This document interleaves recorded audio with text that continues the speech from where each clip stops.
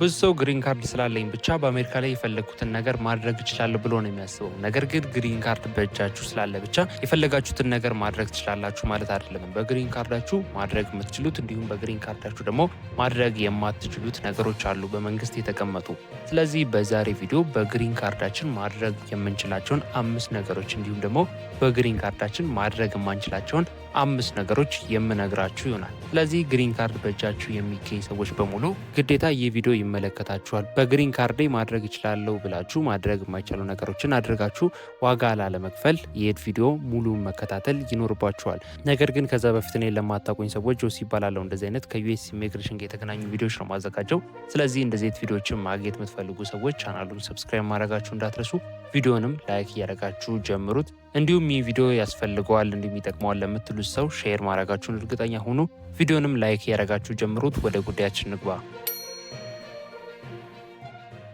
የዚህን ዌብሳይቱን ሊንክ ዲስክሪፕሽን ቦክስ ውስጥና የኮሜንት መጀመሪያ ላይ ያስቀምጥላችኋለሁ። ያስቀመጥኩላችሁ ሊንክ ተጠቅማችሁ ስትመጡ እዚህ ጋር እንደምትመለከቱ ዘ አልቲሜት ሊስት ኦፍ ግሪን ካርድ ዱ ኤንድ ዶንት ይላል ማለት ነው። እዚህ ጋር የምትመለከቱትን ኢሜጅ መንካት ስላላችሁ ራሱ ዳይሬክት አድርጎ ወደ ውስጥ ፔጅ እንዲያስገባ ነው። በግሪን ካርዳችን ማድረግ የምንችላቸው እንዲሁም ማድረግ የማንችላቸው ነገሮች እዚህ ጋር ተዘርዝረው ተቀምጠዋል።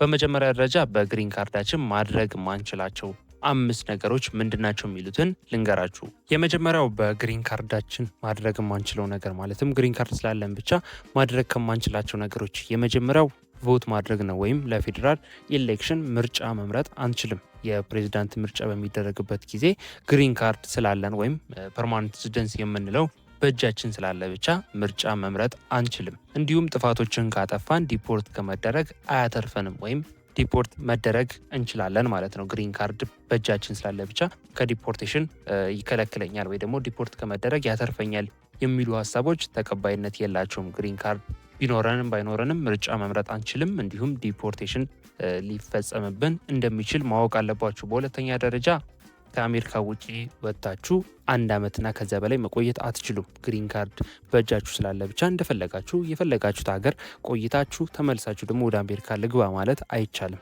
ከ1 ዓመት በላይ ከቆያችሁ ኦልሬዲ ትሰረዛላችሁ፣ ግሪን ካርዳችሁም ይቀማል። ኦልሬዲ ወደ አሜሪካም ተመልሳችሁ መግባት አትችሉም። ልክ እንደ ቪዛ ነው የሚያገለግለው ማለት ነው። በሶስተኛ ደረጃ እዚህ ጋር እንደምትመለከቱት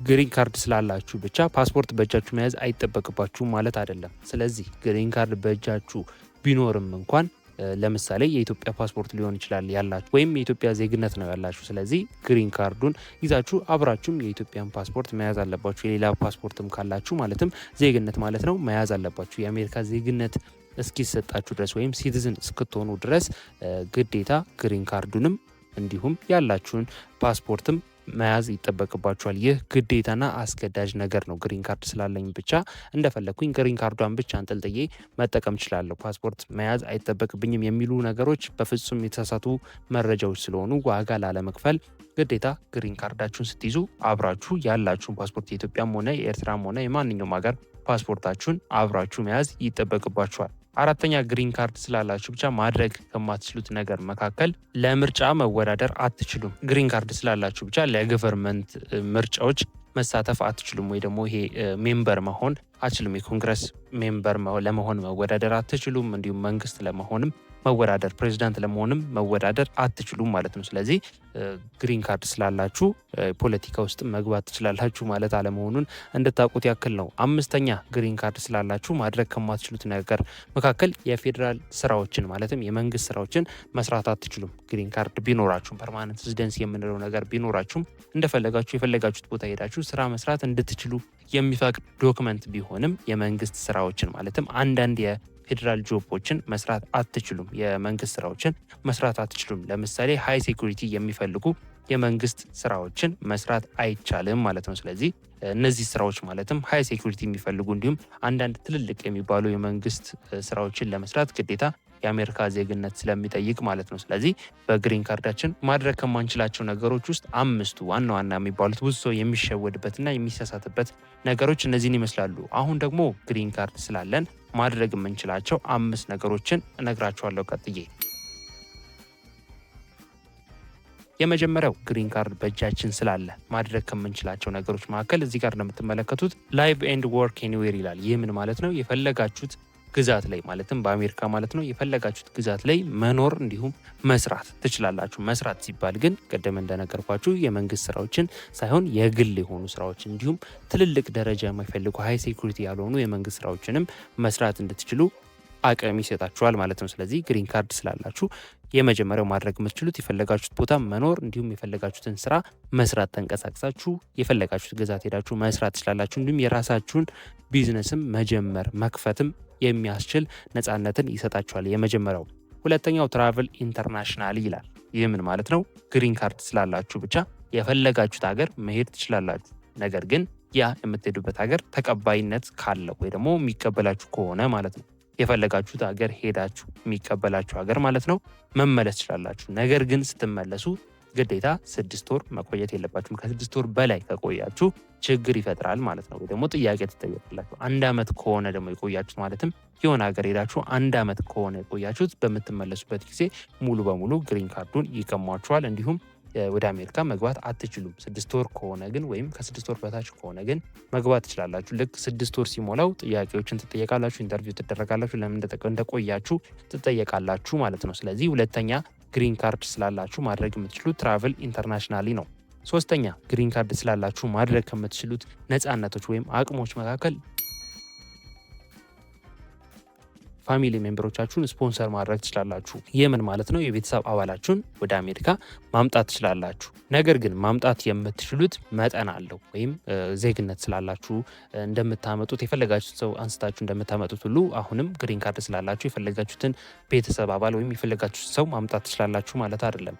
ማምጣት ከምትችሉት ውስጥ የመጀመሪያው ስፖዝ የምንለው ወይም የትዳር አጋራችሁን ማምጣት ትችላላችሁ። እንዲሁም ደግሞ ያላገቡ ልጆቻችሁን ማለትም ልጆች ኖሯችሁ እድሜያቸው ከ21 ዓመት በታች የሆነ ማለት ነው ኖሯችሁ ያላገቡ ከሆኑ ወደ አሜሪካ ማምጣት ትችላላችሁ። ግሪን ካርድ ብትሆኑም እንኳን ፋሚሊ ስለሆኑ ማምጣት ትችላላችሁ ማለት ነው። ስለዚህ ሶስተኛ ግሪን ካርድ ስላላችሁ የምታገኙት ጥቅማ ጥቅም ወይም ማድረግ የምትችሉት ስፖንሰር ማድረግ ነው። ፋሚሊ ሜምበሮቻችሁን ስፖንሰር ማድረግ ነው። አራተኛው የግሪን ካርድ ስላላችሁ ማድረግ ከምትችሉት ነገር የአራተኛ ደረጃ ላይ የተቀመጠው የመንግስት ጥቅማ ጥቅሞች ወይም ፌዴራል ቤኔፊት የምንላቸው ነገሮችን መቀበል ወይም ማግኘት ትችላላችሁ። ከነሱ መካከል ለምሳሌ ሶሻል ሴኩሪቲ፣ ሜዲኬር የምንላቸው ወይም ይሄ የመንግስት የሆኑ የጤና አገልግሎቶችን ማግኘት ትችላላችሁ። እንዲሁም ደግሞ ፋይናንሻል ኤድ እና ኤዱኬሽንም ማግኘት ትችላላችሁ። የገንዘብ ድጋፎችና ትምህርት አገልግሎት ማለት ነው ማግኘት ትችላላችሁ። ኦልሬዲ ግሪን ካርድ ስላላችሁ ህጋዊ ሰዎች ስለሆናችሁ